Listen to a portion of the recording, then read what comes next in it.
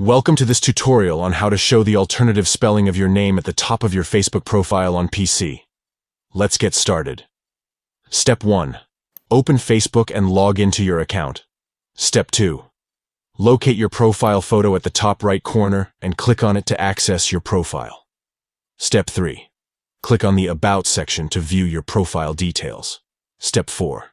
Inside the Details About You tab, find the option to add a nickname under Other Names and click on it. Step 5. From the drop-down menu that appears, select Alternative Spelling as the type of name. Step 6. Type in the alternative spelling of your name in the designated field. Step 7. Make sure to check the option that says Show at the top of profile to ensure the alternative spelling of your name is prominently displayed. Step 8. Finally, click on Save to update your profile and make the changes take effect. By following these simple steps, you can showcase the alternative spelling of your name at the top of your Facebook profile on PC. Thank you for watching this tutorial.